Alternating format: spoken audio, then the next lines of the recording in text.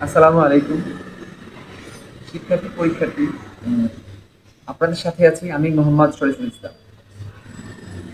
আজ আমরা আলোচনা করব নবম দশমিক শ্রেণীর রসায়ন বইয়ের প্রথম অধ্যায়ে প্রথম যে পরিচ্ছেদে প্রথম যে ধারণাটার কথা বলা হয়েছে, যে দ্য কনসেপ্ট অফ কেমিস্ট্রি, অর্থাৎ রসায়নের ধারণা, তার দ্বিতীয় ক্লাসটি শুরু করার আগে আপনাদের সাথে আমি কিছু কথা বলে নিতে চাই। আমরা যারা, বা আমি বিশেষ করে, যারা অনলাইনে কিছু কথাবার্তা বলার চেষ্টা করি, তার মধ্যে দেখা যায় সবচেয়ে কম জানি হচ্ছে আমি। অন্যান্যরা কিভাবে তাদের বেসিক অত্যন্ত স্ট্রং, তাই অবশ্যই আপনার অন্যান্যদের ভিডিওগুলো বেশি দেখলেই ভালো হয়। আর আমার ক্ষেত্রে দেখা যায় আমি হয় আপনাদের এই বইটাকে আমি পড়ি, পড়াশোনা করার পরে আমি ওইটাকে আমার নিজের মতো করে সাজিয়ে একটু ছোটোখাটো করে নিই।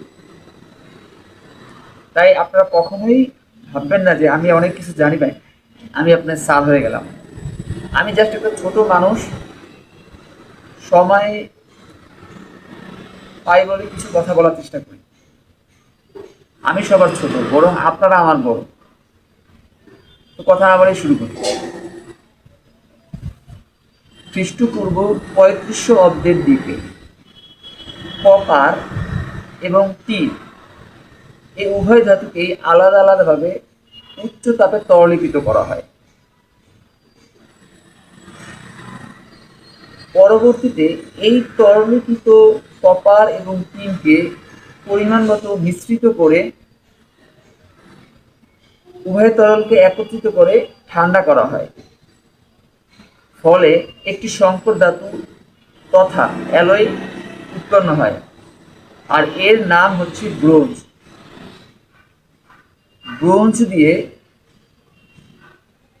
তখনকার যুগে শিকার করা হতো, ফসলের কাজে ব্যবহার করা হতো, গৃহস্থলীর কাজে ব্যবহৃত যন্ত্রপাতি তৈরি করা হতো। এছাড়াও এর বহুবিধ ব্যবহার রয়েছে। আর ব্রোঞ্জের আবিষ্কারই মানব সভ্যতাকে অনেক দূর পর্যন্ত নিয়ে গেছে।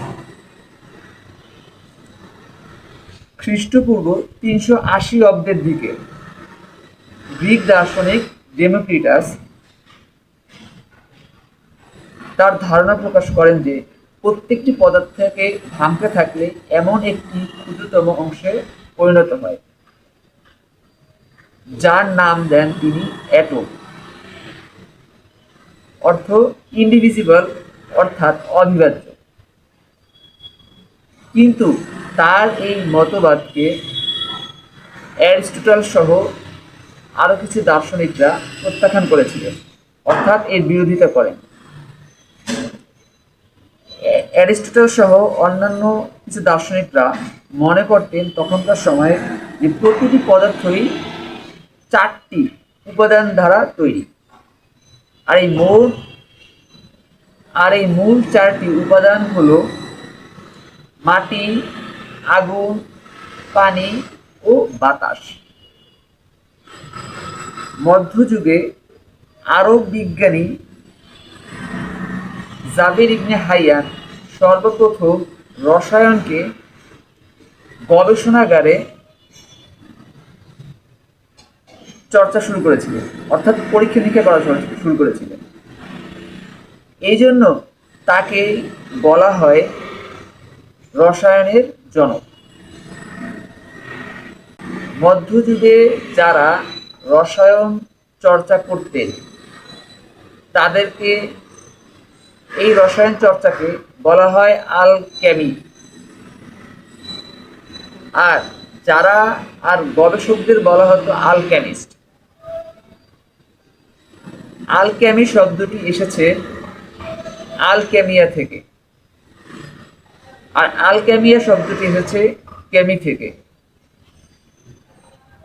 আর কেমি থেকেই মূলত কেমিস্ট্রি শব্দটির উৎপত্তি, যার বাংলা অর্থ রসায়ন।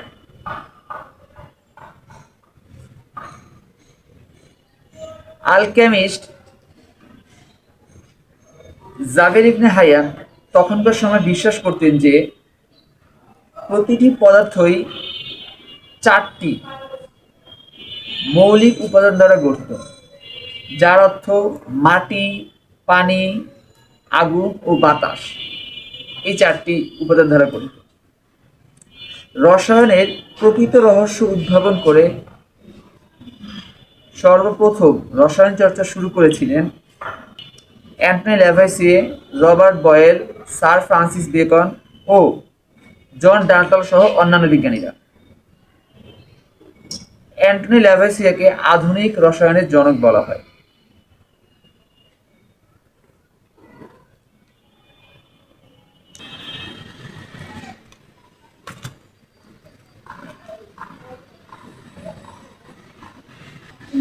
আমরা দ্য কনসেপ্ট অফ রসায়নের সব শেষের দিকে চলে এসেছি, যে এখানে একটা টেবিল দেওয়া হয়েছিল, যে টেবিলে তিনটা বিষয়কে নিয়ে আলোচনা করা হয়েছিল।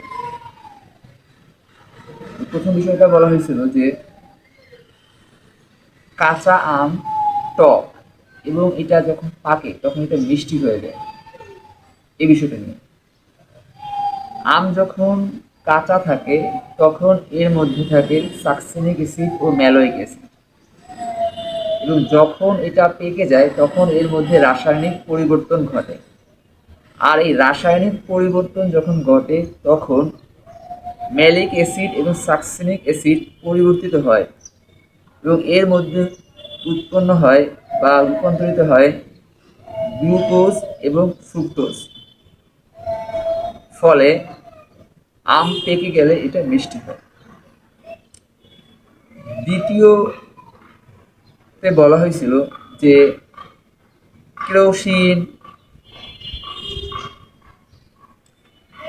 কেরোসিন কেরোসিন প্রাকৃতিক গ্যাস ও মোম, এগুলো সাধারণত হাইড্রোকার্বন রয়েছে। আর হাইড্রোকার্বন বলতে গেলে হাইড্রোজেন এবং কার্বন এর সমানুপাতিক। যখন এগুলো বাতাসে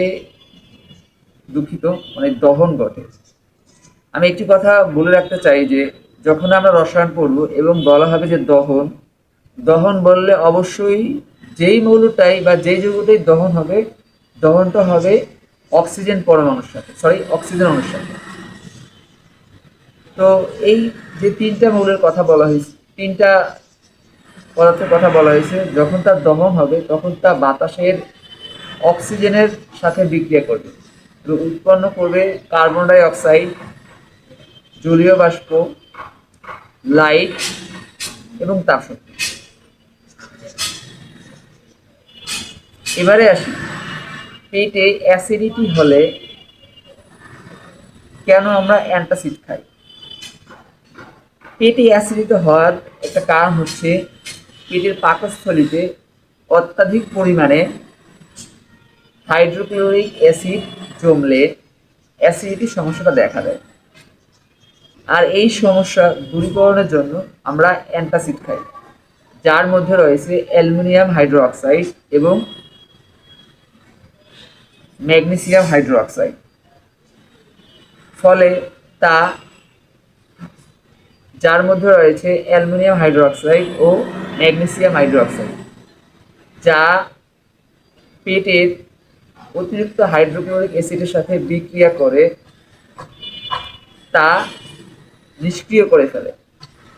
এই দুটি যৌগ অতিরিক্ত হাইড্রোক্লোরিক অ্যাসিডকে প্রশমিত করে ফেলে। আজ এই পর্যন্ত। তো আপনাদের জন্য আমার একটা কথাই, সেটা হচ্ছে আপনারা আগে বেসিক বইটা পড়বেন এবং বইটা পড়ার সাথে সাথে আপনারা খুব খেয়াল রাখবেন যে আমি এই কথাটা আগে বলছি যে একটি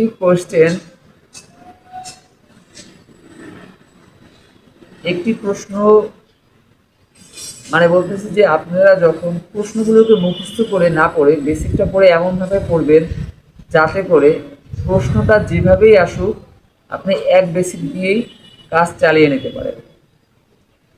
অবজেক্টিভ বলেন, সাবজেক্টিভ বলেন, রিটেন বলেন, যে ধরনের আপনার একটা মানে মনস্তাত্ত্বিক প্রশ্ন আসুক, আপনার জন্য লিখতে পারেন। আর একটা কথা আমি আগেও বলি যে সবচেয়ে কম জানি আমি, তাই আমার উপর বেশি নির্ভর করবেন না। আপনারা বইয়ের প্রতি বেশি নির্ভরশীল হন, ক্লাসের শিক্ষকদের প্রতি নির্ভরশীল হন। এরপরে যখন যে সময়টা কাটান সেই সময়টা আপনারা আমাকে একটু দিবেন। আসসালামু আলাইকুম।